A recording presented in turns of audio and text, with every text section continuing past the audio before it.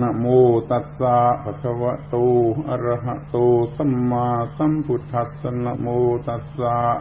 ภะคะวะโตอะระหะโตสัมมาสัมพุทธัสสะนะโมตัสสะภะคะวะโตอะระหะโตสัมมาสัมพุทธัสสะสัพเพสังขาราอนิจจา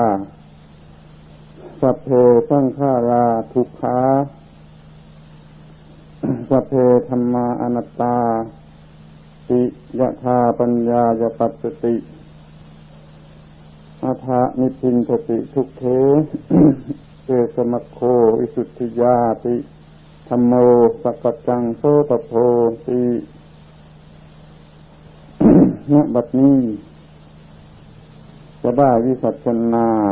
พระธรรมเทศนาของพระผู้มีพระภาคเจ้าเพื่อเป็นเครื่องประดับสติปัญญาส่งเสริมศรัทธาความเชื่อ และวิริยะความภาคเพียรของท่านทั้งหลายผู้เป็นพุทธบริษัทให้เจริญงอกงามก้าวหน้า ตามทางแห่งศาสนาของสมเด็จพระบรมศาสดา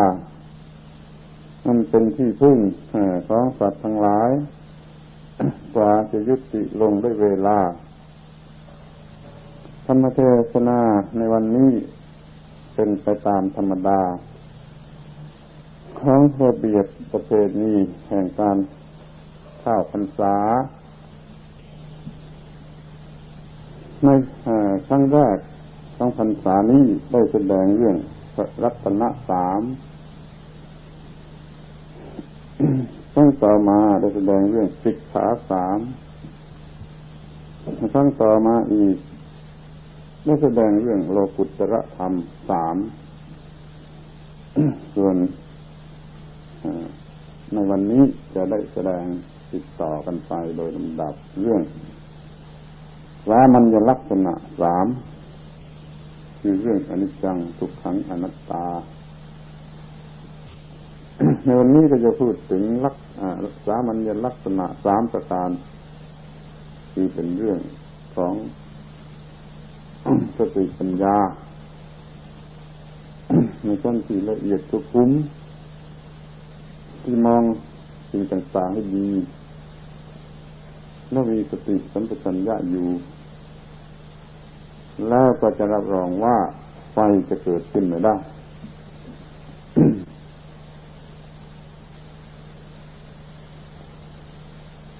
สามัญลักษณะแปลว่าลักษณะที่เป็นสามัญคือทั่วไปแก่สิ่งทั้งปวง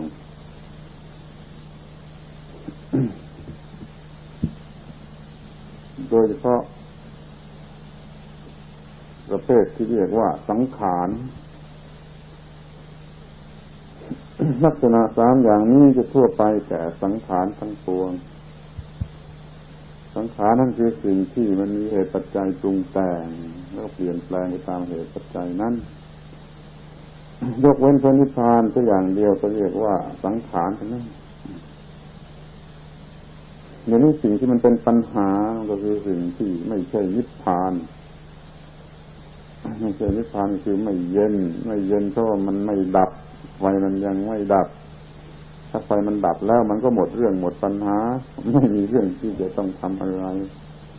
เห็นดิว่าไฟมันยังไม่ดับมันยังมีเรื่องมันยังมีปัญหาเนี่ยคือสิ่งทั้งหลายทั้งปวงเหล่านี้เรียกว่าสังขารก็จะต้องดูดีว่ามันมีลักษณะอย่างไรเพื่อจะได้ไม่ไปทำให้มันเกิดเป็นไฟหรือว่าเป็นความทุกข์ขึ้นมารู้จักพิจารณาสังขารให้เห็นตามที่เป็นจริงว่าประกอบอยู่ในลักษณะอย่างไรบ้างเรียกว่าเป็นผู้ที่มีปัญญาไม่ประมาท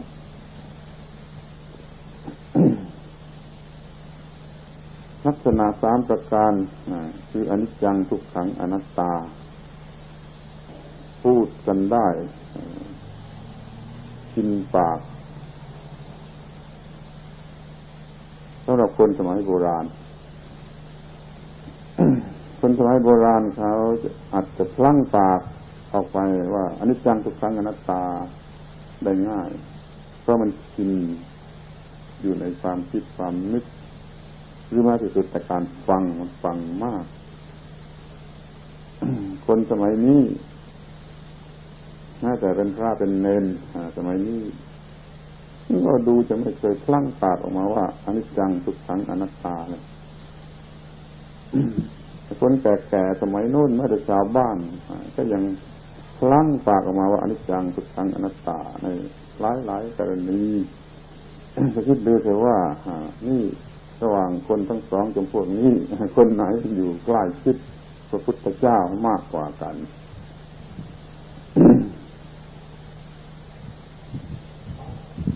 ถ้าคน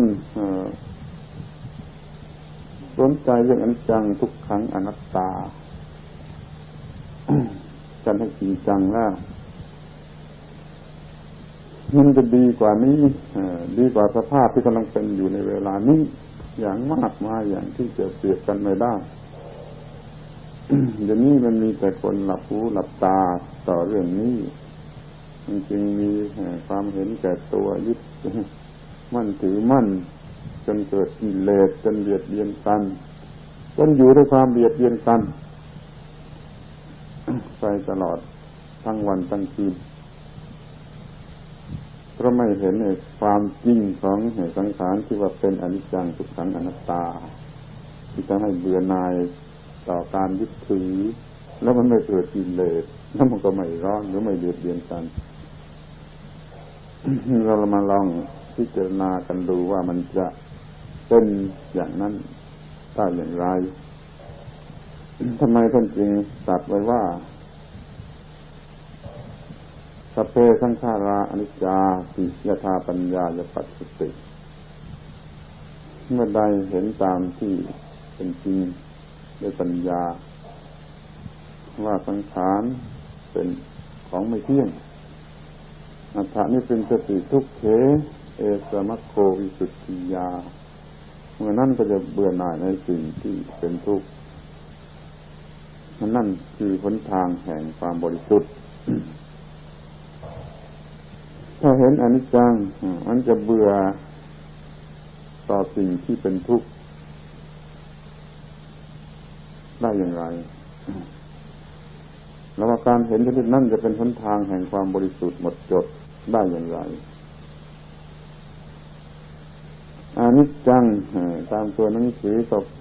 ก็แปลว่าไม่เที่ยงหากว่าไม่ยึดว่าเที่ยงอนิจจังก็แปลว่าไม่เที่ยง จะดูกันยังไงว่ามันไม่เที่ยงดูกันหยาบๆก็ได้ก็เห็นในสิ่งที่มันเปลี่ยนแปลงอยู่อย่างชัดเจนก็มีแต่บางอย่างมันไม่ได้แสดงอย่างที่สายตาธรรมดาจะมองเห็นได้ความเปลี่ยนแปลงของก้อนหินอย่างนี้เด็กๆก็ไม่มองเห็นได้ว่ามันไม่เที่ยงหรือว่าถ้ามันเป็นเรื่องทางนามธรรมทางจิตใจล้วนๆ มันก็ยังดูกันลำบากหรือมันสับสนในบางอย่างมันจะรู้สึกว่ามันเป็นอย่างนั้นทุกทีจะเห็นว่ามันเป็นของเที่ยงไปเสีย มันต้องรู้จักดูว่าไอ้สิ่งที่เรียกว่าสังขารทั้งปวงนี้มันไม่ได้เป็นอิสระหรือมีอะไรเด็ดขาดอยู่ได้ในตัวมันเอง มันต้องมีเหตุปัจจัยอย่างใดอย่างหนึ่งทำให้มันเกิดขึ้นมา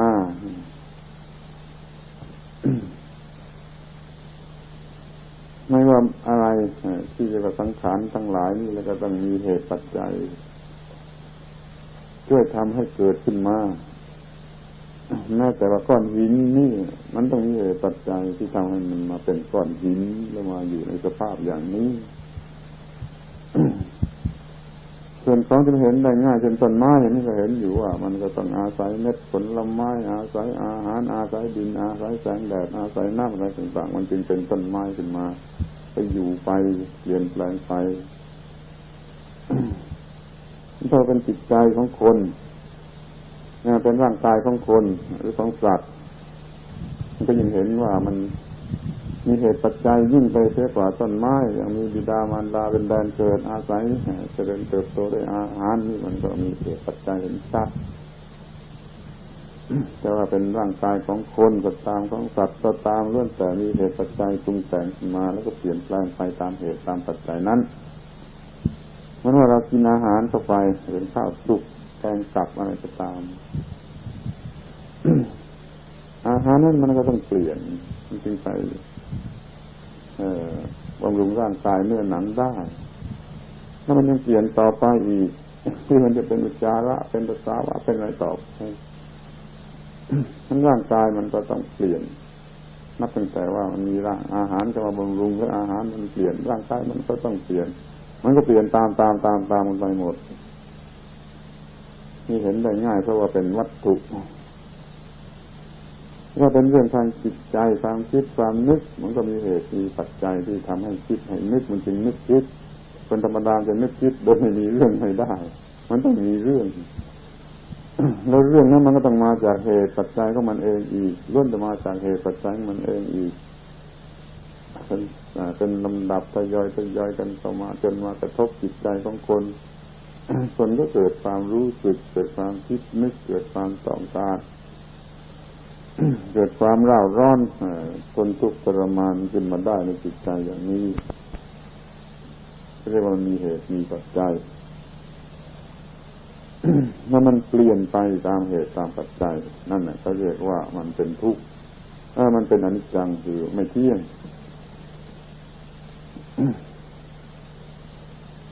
มีแค่ความสั้นๆเพียงสองข้อมันมีเหตุปัจจัยปรุงแต่ง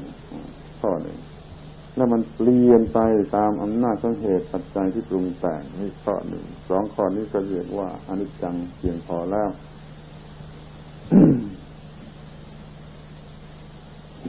ที่จะดูกันอีกทีหนึ่งให้เห็นเป็นหลักเกณฑ์มากขึ้นว่าที่ว่าสังขารนี่แบ่งว่าเป็นสองพวกด้วยกันคือมีจิตหรือมีวิญญาณนี่พวกหนึ่งแล้วไม่มีจิตไม่มีวิญญาณนี่พวกหนึ่งเดี๋ยวนี้ยุติกันได้ทีแล้วว่าสังขารที่ไม่มีจิตไม่มีวิญญาณเช่นก้อนหินก้อนดินล้วนๆอย่างนี้เป็นต้นสังขารพวกหนึ่งมันมีชีวิตมันมีวิญญาณ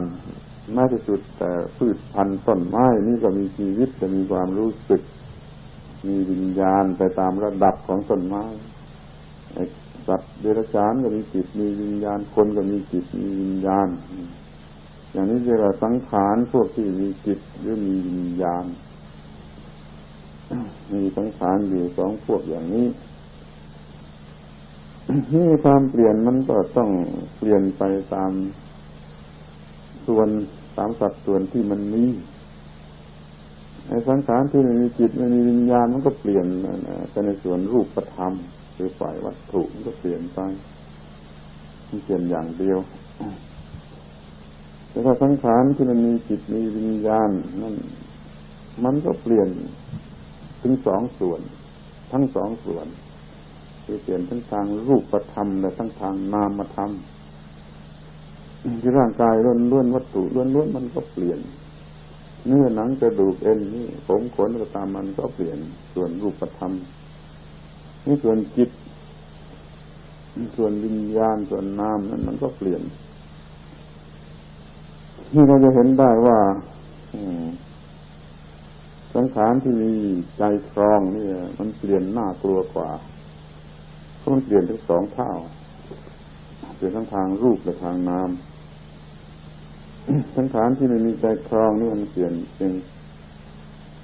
เท่าเดียวส่วนเดียวคือเปลี่ยนเฉพาะส่วนรูป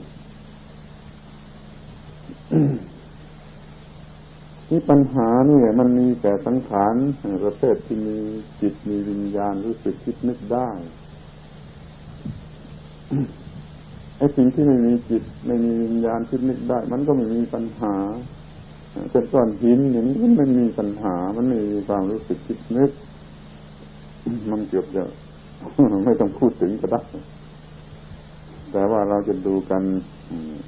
อีกทางหนึ่งว่าความเปลี่ยนของมันนี่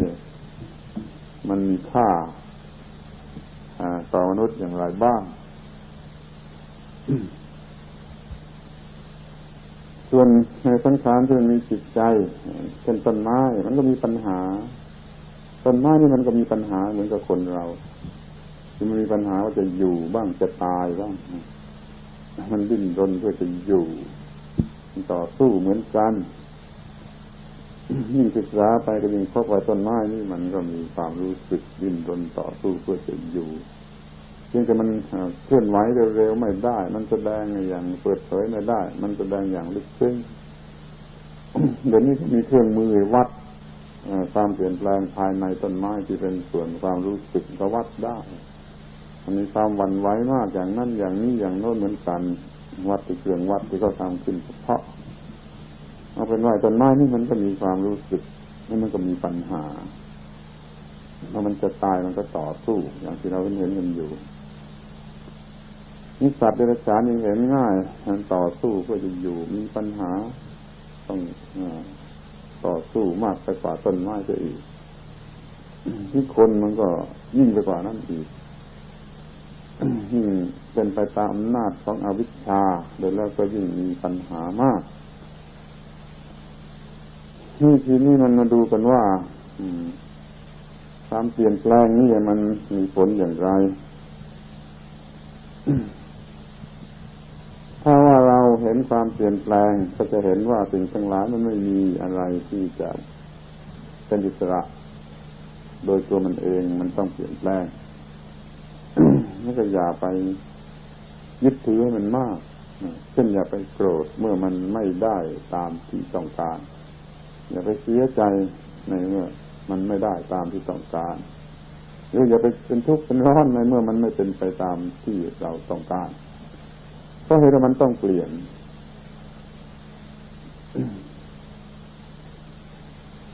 เราจะให้คนที่เรารักพอใจอยู่ตลอดเวลามันก็ไม่ได้เพราะมันต้องเปลี่ยนหรือว่าสิ่งที่เราพอใจรักใคร่ให้มันอยู่กับเราตลอดเวลานี่มันก็ไม่ได้มันต้องเปลี่ยน เพราะแม้แต่ตัวคนนั่นเองมันก็เปลี่ยนร่างกายมันก็เปลี่ยนจิตใจมันก็เปลี่ยนมันก็เปลี่ยนกันไปเป็นทุกทิศทุกทางทุกคนทุกแห่งเห็นอย่างนี้จะบ้าง มันก็จะหยุดเองจะหยุดหลงไหลรักใคร่ยึดถือได้เอง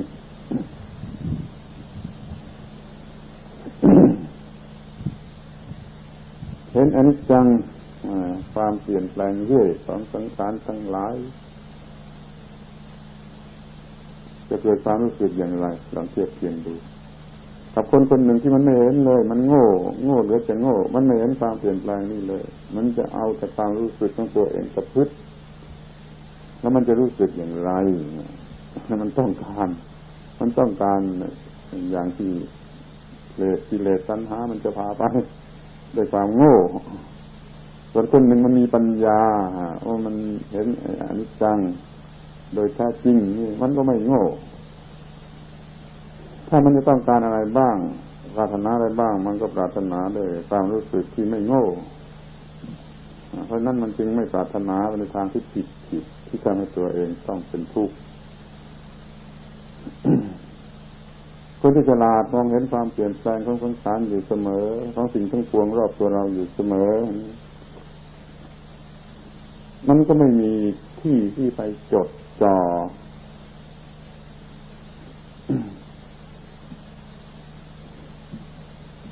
ว่าจะเป็นอย่างนั้นอย่างนี้ภาษาบาลีเขาเรียกว่าอนิมิตตะหรือไม่มีนิมิตที่หมายมั่นถ้าเราเห็นว่าทุกอย่างมันจะไหลไปเรื่อยไม่หยุดอย่างนี้แล้วจะไปหมายมั่นที่ตรงไหนได้ เพราะว่าเห็นอยู่แต่ความไหลเรื่อยแล้วไม่มี ความหมายมันจะไปจดไปจ่อลงที่ตรงนั้นตรงนี้ว่าเป็นเราเป็นของเราอย่างนี้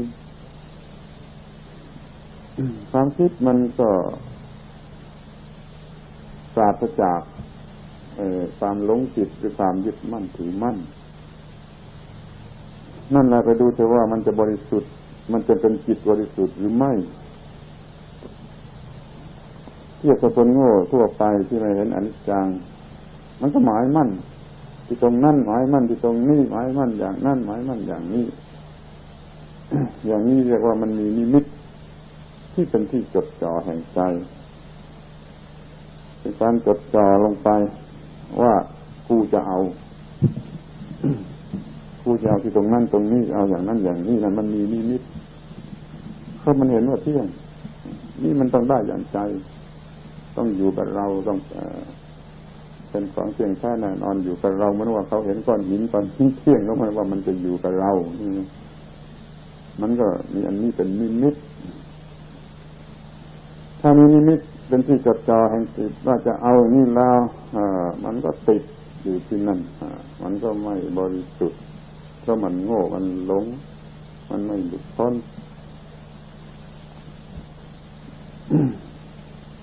เพื่อเห็นในความไม่เที่ยงที่ไหลอยู่เป็นเกลียวอย่างนี้ไม่อาจจะไปจดลงที่ไหนได้นี่เรียกว่าไม่มีนิมิตมันก็หลุดพ้นอยู่ในตัวโดยอัตโนมัติเขาเรียกภาวะอย่างนี้ว่าอนิมิตตวิโมกข์ วิโมกข์คือความหลุดพ้นจิตไม่ถูกอะไรพัวพันเดิมหน้าความที่จิตนั้นไม่มีนิมิตเพราะว่ามันเห็นอนิจจังคือความไหล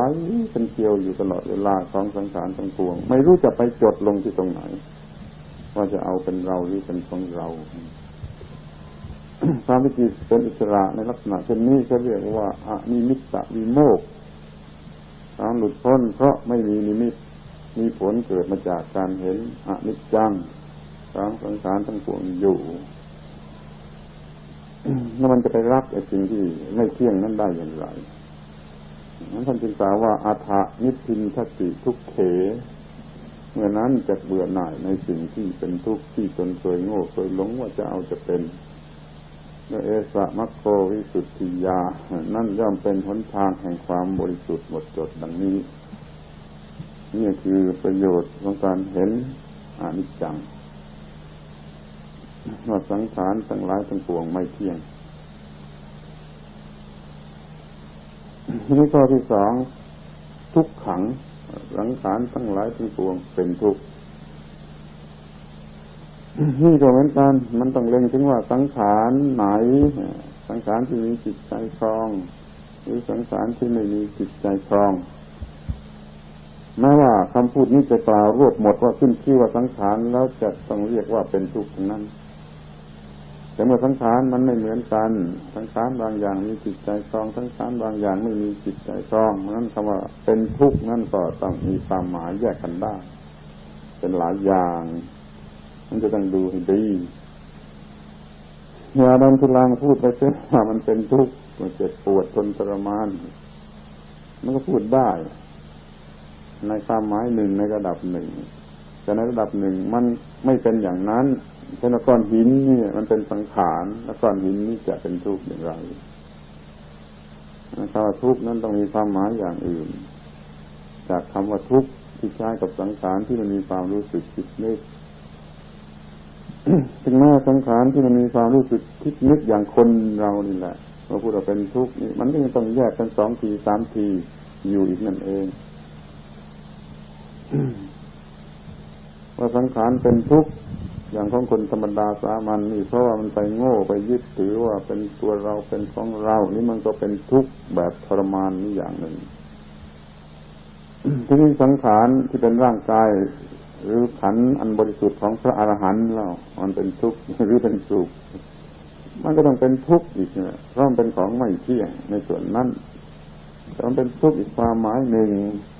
นี่ยกตัวอย่างให้เห็นว่าคำว่าเป็นทุกข์เป็นทุกข์นี่มันหลายรับหลายซ้อนหลายความหมายดูให้ดี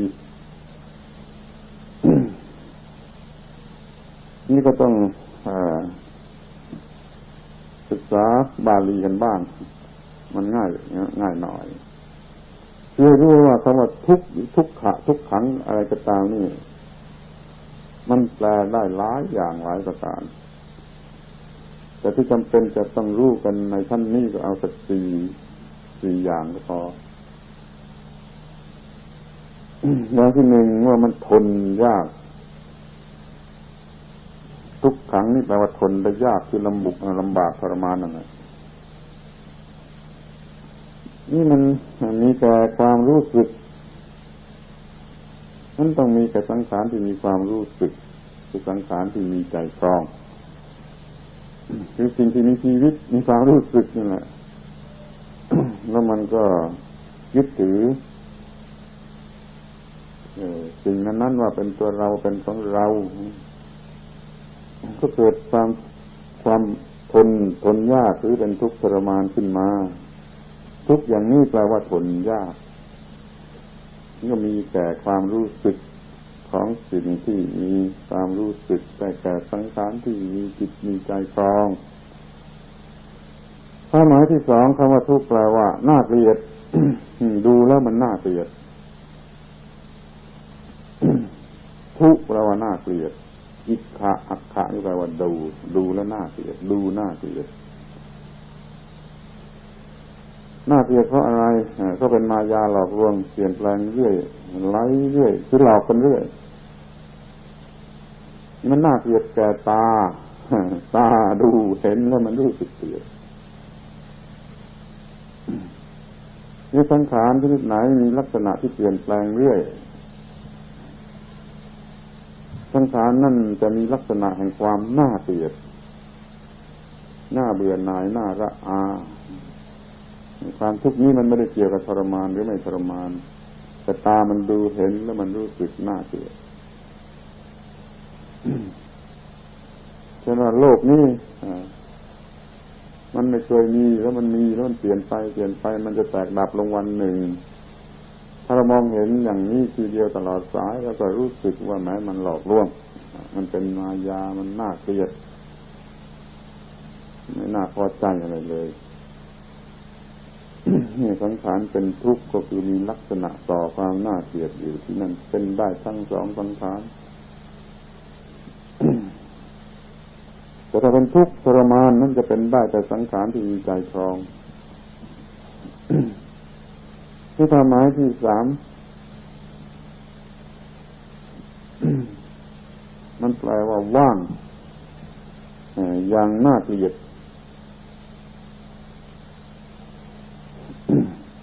คือไม่มีตัวตนมันเป็นของเคว้งคว้างไปตามความเปลี่ยนแปลงมีแต่ความเปลี่ยนแปลงไม่มีจริงที่ตรงไหนไม่มีเพียงแค่อย่างยืนที่ตรงไหนไม่มีอิสระที่ตรงไหน ไม่มีส่วนที่ควรจะเข้าไปจับฉวยเอาเลยอย่างนี้จะมันว่างจากส่วนที่ควรจับฉวยก็เป็นการว่างอย่างน่าเกลียด นี่เป็นคำแปลที่พระอัตถกถาจารย์พระโบราณอาจารย์บางคนอธิบายว่าแต่ไม่ทั่วไปคือเขาจะไม่สนใจกันถึงขนาดนี้โดยมาก จะได้พบได้เห็นว่าพระอัตถกถาจารย์บางคนท่านพยายามแนะอีกแง่หนึ่งว่าทุกขังนี่ขังแปลว่าว่างทุกแปลว่าน่าเกลียดทุกแปลว่ามันว่างอย่างน่าเกลียด นี่มันเป็นแก่ธรรมชาติทั้งหลายมันอยู่ที่ธรรมชาติทั้งหลายรูปธรรมนามธรรมที่เรามองเห็นถ้าเรามองดูโลกในแง่ความเปลี่ยนแปลงไหลเรื่อยแล้วมันจะเห็นว่ามันว่างอย่างน่าเกลียดอย่างนี้ก็เป็นไปได้ในสองสังขารเลยเหมือนกันสังขารไม่มีจิตใจครองเป็นก้อนหินนี่ก็ว่างอยู่อย่างน่าเกลียดสังขารที่มีใจครองอย่างต้นไม้อย่างสัตว์อย่างคนนี่มันก็ว่างอยู่อย่างน่าเกลียดนี่คำว่าทุกขังแปลว่าว่างอย่างน่าเกลียดอย่างนี้ก็มีนี่ความหมายที่สี่เป็นความหมายพิเศษ ทุกขังจะแปลว่านำมาซึ่งความทุกข์ เป็นที่ตั้งแห่งความทุกข์แก่บุคคลผู้ยึดถือสังขารไหนก็ตามในความหมายไหนก็ตามที่มันไม่เที่ยงมันจะมีมันจะเป็นทางที่นำมาซึ่งความทุกข์สิ่งทั้งปวงนี่มันล้วนจะมีภาวะอย่างหนึ่งที่เรียกว่าเป็นทุกข์เนี่ยคือมันจะนำมาซึ่งความทุกข์เมื่อเข้าไปยึดถือมัน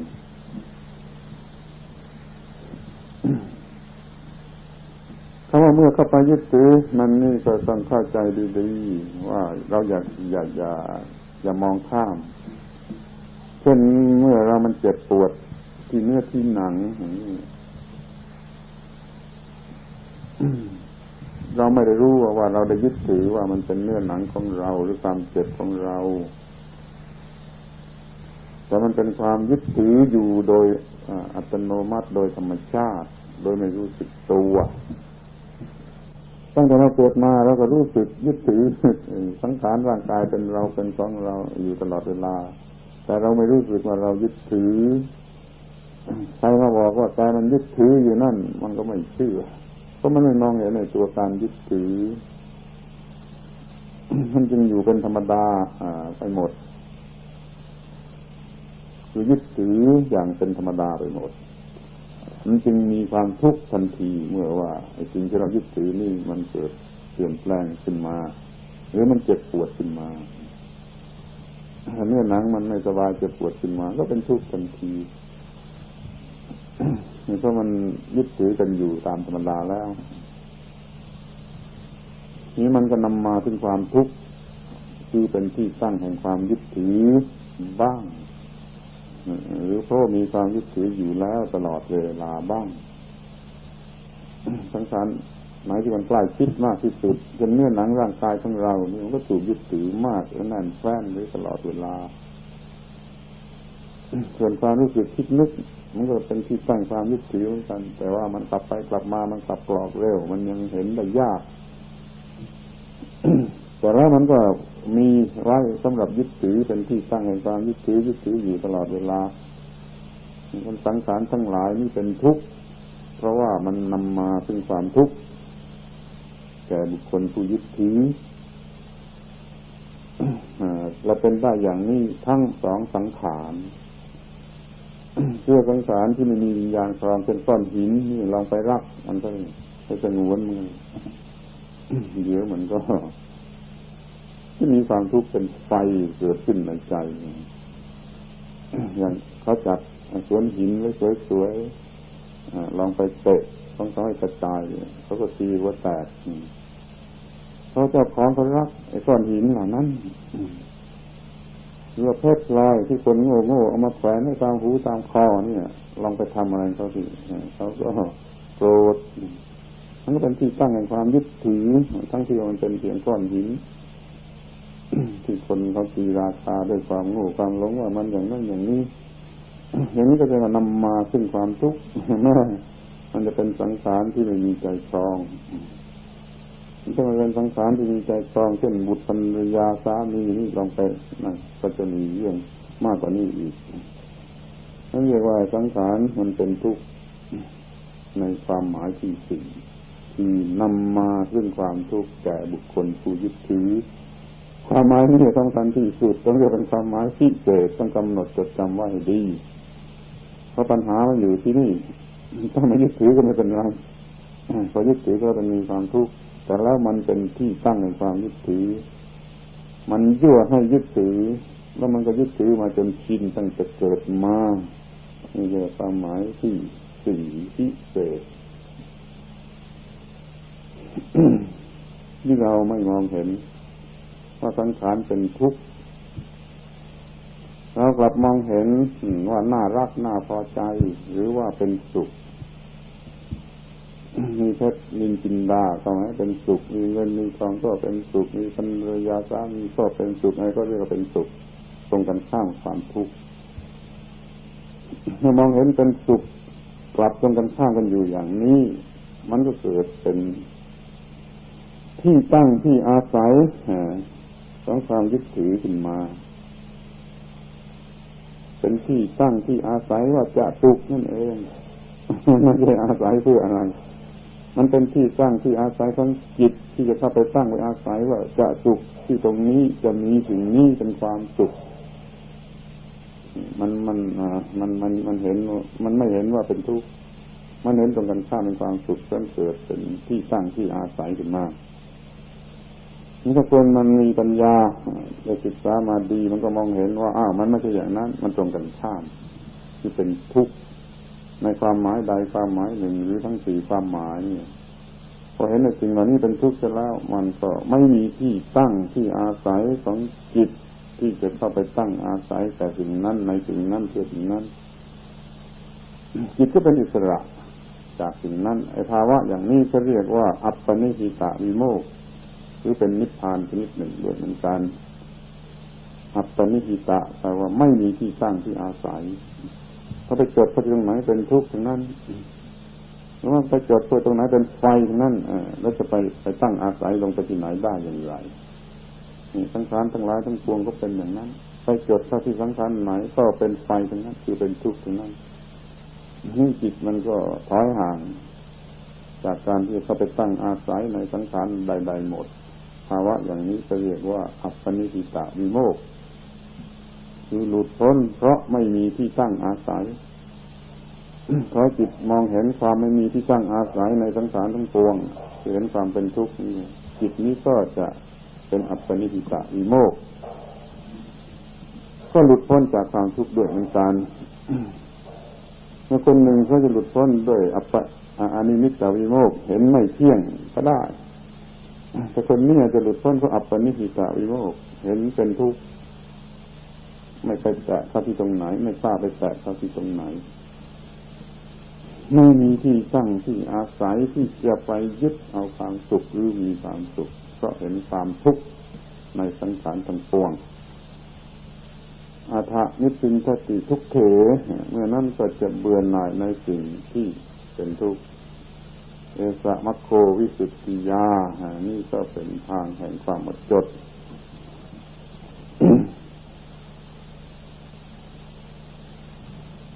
ทีนี้ก็มาถึงเรื่องลักษณะที่สามมาถึงลักษณะที่สามเรียกว่าอนัตตาอนัตตานี่อธิบายกันตามพอใจมากเกินไปจนไม่รู้จะเอาอย่างไรกันแน่ก็เลยพาราคาซังกันอยู่อย่างนั้นโดยมากเอาตามตัวหนังสือกันจริงๆแล้วก็ต้องว่าไม่ใช่อัตตา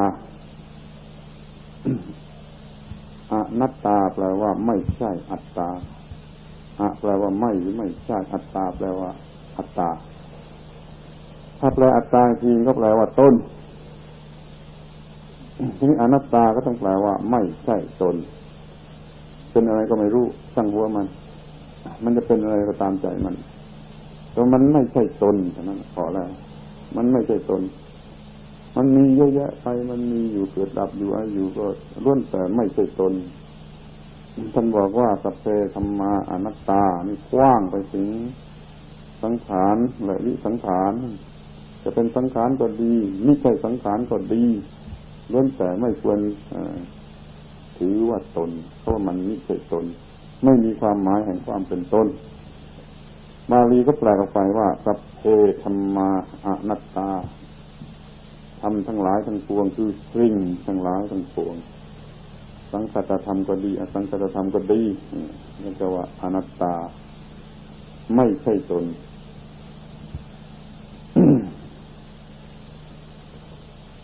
นี่จะมองดูกันว่าไม่ใช่ตนเป็นข้อแรกเราจะรู้ว่าที่ว่าตนนั่นคืออย่างไรต่อตามความรู้สึกของคนทั่วไปของสัตว์ทั่วไปถ้าว่าเป็นตนเป็นกูเป็นตัวกูแล้วก็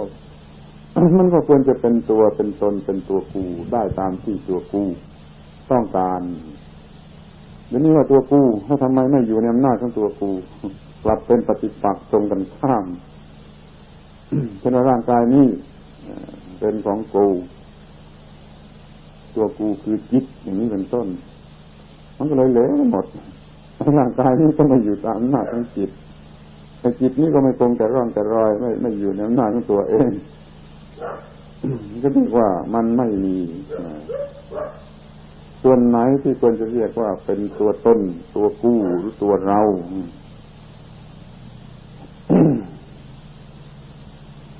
มันมีแต่สิ่งที่ไม่เป็นไปตามความต้องการของจิตนั้นซึ่งแม้แต่จิตนั่นเองมันก็ไม่ไปตามความต้องการของจิตนั้นก็คือมันไม่ใช่ตนอยู่ที่จิตนั้นแล้วที่สิ่งที่จิตนั้นต้องการก็ยิ่งไม่ใช่ตนอีกเพราะจิตมันคือคนบ้าที่สิ่งที่คนบ้าต้องการมันก็ยิ่งบ้ากันใหญ่ที่เราจะรู้ว่าทั้งข้างนอกทั้งข้างในทั้งตัวจิตทั้งตัวเจตสิกทั้งตัวร่างกายตามมันก็ไม่มีส่วนไหนที่จะเรียกว่าเป็นของตนหรือเป็นตัวตนได้ไม่ใช่ตนนะฟังอย่างนี้พอมันเนื่องกันจึงจะเป็นของตนเพราะจิตไม่ใช่ตนของจิตร่างกายก็ไม่ใช่ตนของร่างกายที่จิตที่คิดนึกได้มันเอาตัวเองเป็นตนบ้างเอาร่างกายเป็นของตนบ้างมันก็เป็นเรื่องลมๆแรงๆอนัตตาเพราะว่าที่มีอยู่ทั้งหลายทั้งปวงนั้นน่ะไม่ใช่ตนความไม่มีทุกข์ความดับทุกข์นั้นมันก็เป็นธรรมชาติของธรรมชาติไม่เป็นตัวตนของใครตามหลักพุทธศาสนาสอนให้ถืออย่างนี้ให้คิดอย่างนี้แต่ว่าลัทธิอื่นศาสนาอื่นอาจจะสอนอย่างอื่นจะสอนหน่อยดับทุกข์ได้ภาวะอันนั้นเป็นตัวตนของตนอย่างนี้ก็มีแต่พระบาลีในพระพุทธศาสนานี่ชัดอยู่แล้วว่าธรรมทั้งปวงไม่ใช่ตนมันสังขารก็ดีวิสังขารก็ดีก็ไม่ใช่ตนสังขตธรรมก็ดีอสังขตธรรมก็ดีไม่ใช่ตนความทุกข์ก็ไม่ใช่ตนความดับทุกข์ก็ไม่ใช่ตนจิตที่คิดนึกอะไรได้ก็ไม่ใช่ตนสิ่งที่จิตคิดนึกได้ก็ไม่ใช่ตนการเนื่องกันระหว่างสิ่งทั้งสองก็ไม่ใช่ตนปฏิกิริยาอะไรต่างๆเกิดขึ้นมาก็ไม่ใช่ตนมันปฏิเสธหมดอย่างนี้ไม่ใช่ตนมีแต่สิ่งที่ไม่ใช่ตนมีแต่สิ่งที่ไม่ใช่ตนนี่ยอมรับว่ามีเปลี่ยนแปลงก็ตามไม่เปลี่ยนแปลงก็ตามแต่ว่าไม่ใช่ตนหรือไม่ใช่สิ่งที่ควรเรียกว่าตนจะมีอย่างไหนอย่างไรอีกอย่างก็ล้วนแต่ไม่ใช่สิ่งที่ควรเรียกว่าตนเรียกว่าอนัตตาจะขยายความออกไปให้มากกว่านี้เท่าไรก็ได้แต่ใจความสำคัญมันอยู่เท่านี้ตรงนี้มีไปหมดทุกอย่างมีไปเท่าไรก็ตามใจแต่ทุกอย่างไม่ควรไม่มีสิ่งไหนที่ควรเรียกว่าตนมีแต่สิ่งที่ไม่ควรเรียกว่าตนเพราะนั้นจึงว่าทุกสิ่งไม่ใช่ตนไม่ใช่ของเราบาลีมีว่าเนตังมะมะไม่ใช่ของเราเงินของยืมชั่วคราวคนไปยืมของเข้ามาเป็นคนซื่อสัตย์สุจริตไม่โกงไม่เขาก็ต้องเอาไปคืนอย่างนี้จะเรียกมันเหมือนกับของยืมชั่วคราวไม่ใช่เป็นเราบาลีว่าเนโสหามัสสมินั่นมิใช่เป็นเราเรียกเปรียบเหมือนของรู้สึกในความฝันมันบ้าไปพักหนึ่งเมื่อยังเป็นความฝันอยู่เป็นเรื่องเป็นราวเป็นตัวเป็นตนพอตื่นขึ้นมาจากฝันตื่นขึ้นมาจริงๆมันก็ไม่มีไอ้ที่เคยคิดว่าเป็นตัวเราตัวตนเรานั้นเลยหายไปหมดเหมือนกับว่ามันเหมือนของในฝัน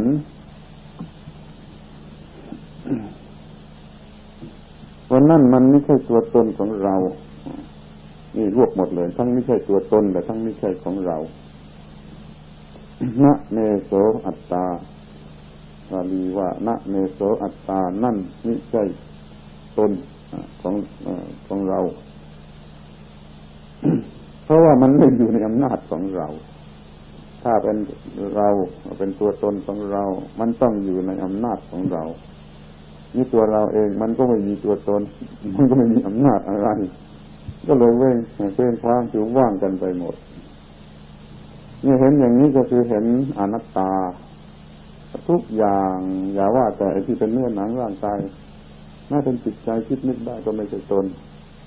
ด้วยความดับของไอ้สิ่งทั้งหมดนี่ที่เรียกว่านิพพานคือไม่ยึดถืออะไรเลยเป็นจิตที่ว่างจากความยึดถือภาวะที่ว่างจากความยึดถือนั่นก็ไม่ควรเอามาเรียกว่าตัวตนนี่เรียกว่ามันว่างทำทั้งหลายทั้งปวงว่า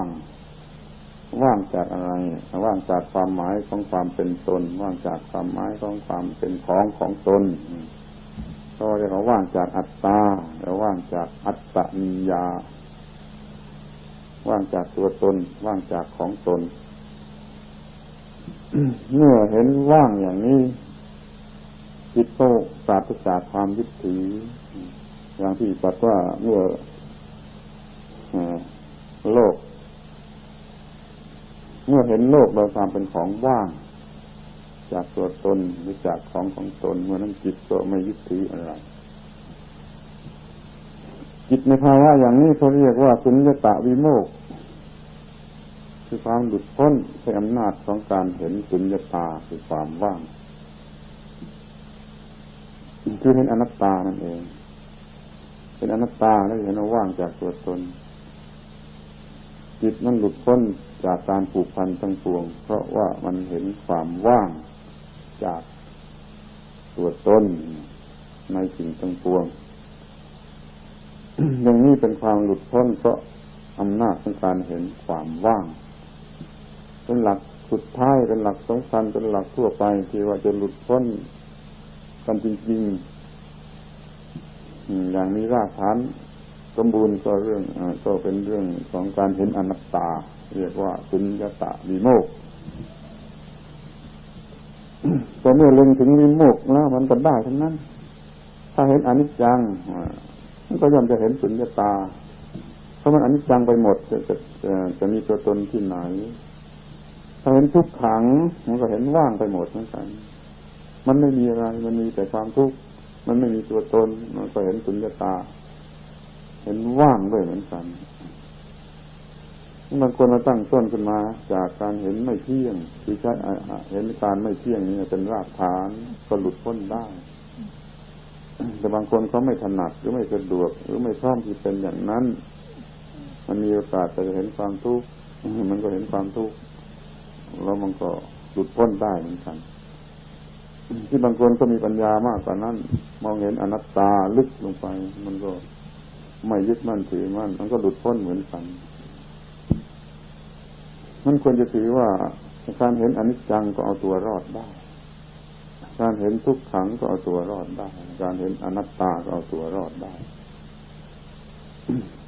แต่การพูดอย่างนี้อาจจะผิดกันกับที่คนอื่นหรือที่อื่นหรือบางคนเขาพูดก็ได้เดี๋ยวนี้พูดตามเหตุผลที่มันมีอยู่ในตัวแล้วยังมีหลักฐานเด็ดเล็ดยืนยันอีกว่าคนสมัยโบราณเขายอมรับว่าพระนิพพานมี3อย่างอย่างนี้ก็ในภาพสมุดคอยหรือภาพผนังโบสถ์สมัยโบราณนั่นเขาจะเขียนรูปพระนิพพานเป็นแก้ว3 ดวงดวงหนึ่งเรียกว่าอนิมิตตวิโมกข์ดวงหนึ่งเรียกว่าอัปปนิหิตวิโมกข์ดวงหนึ่งเรียกว่าสุญญตวิโมกข์เรามองดูก็เห็นจริงเพราะถ้าเห็นอนิจจังจริงๆมันก็ไม่ยึดมั่นถือมั่นเห็นทุกขังจริงๆมันก็ไม่ยึดมั่นถือมั่นเห็นอนัตตาจริงๆมันก็ไม่ยึดมั่นถือมั่นแล้วแต่ว่าอุปนิสัยจิตใจโอกาสอินทรีย์ความสามารถในของคนคนหนึ่งมันเหมาะที่จะเห็นมาทางไหน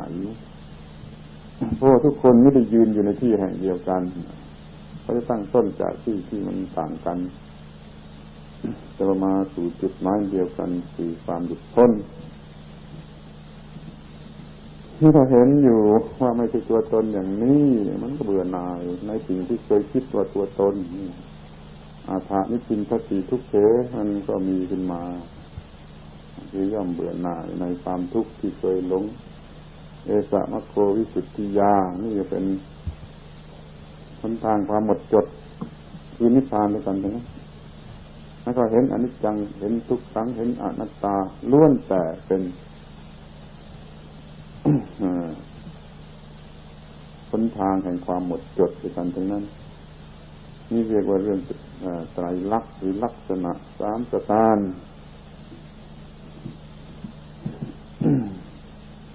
เห็นแล้วก็จะเบื่อหน่ายในสิ่งที่เป็นทุกข์ที่เคยหลงเอามายึดถือไว้ว่าตัวตนว่าของตนว่าของรักของตนของเกลียดของตนต่างๆนี่เป็นทางแห่งความวิสุทธิ์คือความหมดจดจากสิ่งเศร้าหมองคือกิเลสคือราคะโทสะโมหะอันนี้ก็มีหรือสิ่งเศร้าหมองมากไปกว่านั้นก็คือความหมักดองสะสมแห่งกิเลสที่เรียกว่าอาสวะบ้างอนุสัยบ้างอย่างนี้ก็เศร้าหมองเหมือนกันหรือจะเรียกว่าเป็นความทุกข์ตัวความทุกข์เป็นตัวเศร้าหมองอย่างนี้ก็ได้เหมือนกันนี่คือว่าทางแห่งความบริสุทธิ์นั่นก็คือหมดจดจากกิเลสหรือว่าจากอาสวะหรือว่าจากความทุกข์ทั้งหลายทั้งปวงแล้วแต่จะเรียกนี่คือผลของการเห็นอนิจจังทุกขังอนัตตา ทีนี้ก็อยากจะแนะให้สังเกตอีกอย่างหนึ่งว่าเดี๋ยวนี้คนเขาไม่สนใจเรื่องนี้พอได้ยินว่าอนิจจังทุกขังอนัตตาเขาก็ว่าเป็นเรื่องของคนโบราณว่าเป็นเรื่องคนโบราณอย่างนี้นะมันจะว่าเป็นเรื่องของคนโง่นี่เพราะมันโง่เองมันโง่เหลือประมาณโง่ที่แสนจะโง่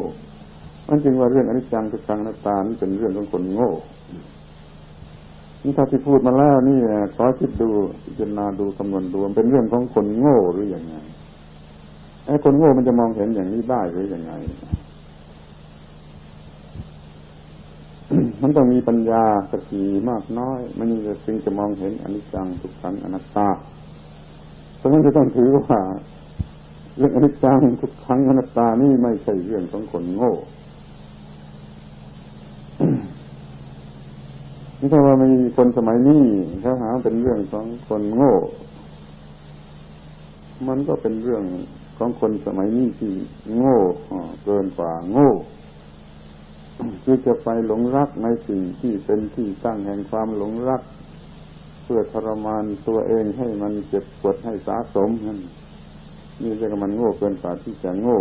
แล้วมันก็หาว่าคนที่ไม่เป็นอย่างนั้นกลายเป็นคนโง่เพราะว่าเขาชอบอีกอย่างหนึ่ง